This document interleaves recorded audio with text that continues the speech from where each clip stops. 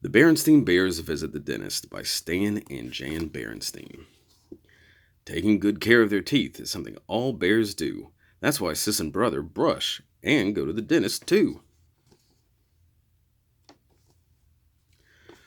One morning, Sister Bear woke up in the same old bed, in the same old pajamas, and yawned the same old yawn.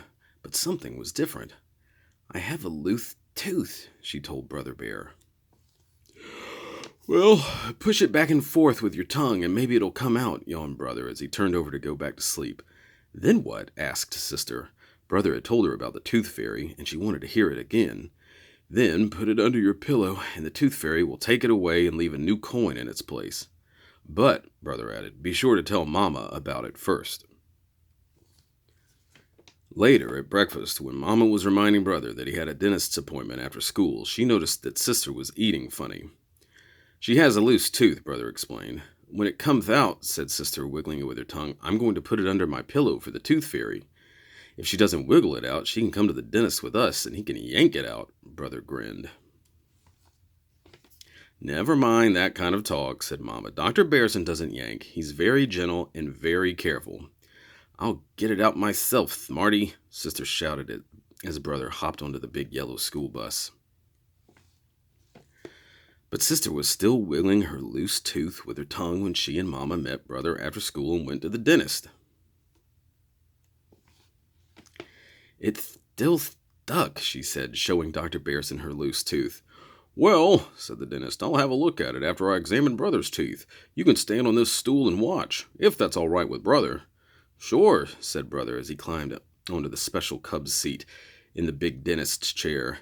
"She can watch me and see how it's done." Brother had been to the dentist before, and he couldn't help showing off just a little. Sister watched as Dr. Berenstain checked each one of Brother's teeth with a special little tool.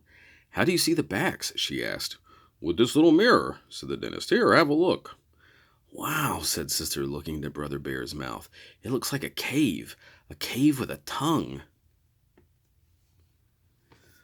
While Dr. Berenstain checked Brother Bear's teeth, Sister looked at the other tools on his work tray. There were little picks, a scraper, a tamper, and a yanker. She had become so interested that she had forgotten all about her loose tooth. She went to work wiggling again. She wiggled hard, but it was still stuck. There were some other interesting dentist's things: a water squirter for rinsing, an air squirter for drying, and a little drill on the end of a big hinged arm for cleaning out a cavity. And Brother had a cavity. "It's just a tiny one," said Dr. Berenstain, "in the last of your baby molars, but it's best to fill it to keep it from getting bigger." Said Brother bravely. "I'm glad it's not me," thought Sister, still wiggling. After Dr. Berenstain cleaned out the cavity, he rinsed it with the water squirter and dried it with the air squirter. Then he mixed up some filling cement and filled it. He gently tamped the filling down and scraped it smooth. A final rinse, and Brother jumped down as good as new. "Your turn," he said.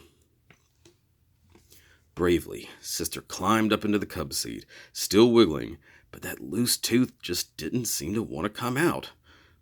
Said the dentist, looking at the tooth. "Well," said Sister, waiting for him to reach for those big yankers. But while she waited, Dr. Berenstain gripped the tooth with a piece of gauze, gave a tug, and out it came. Sister looked at the tooth. It was very tiny. Dr. Berenstain gave it to her to keep. Now it was her turn to hop down as good as new. "Don't I get a lollipop or something for being good?" she asked Brother. "You get a balloon," he said. "Lollipops aren't good for your teeth." The next morning, Sister plunged her hand under her pillow and found a shiny new dime where the tooth had been. "The tooth fairy came," she told Brother. "I told you she would," he yawned. Then she ran into the next room to show Mama her shiny new dime. The end.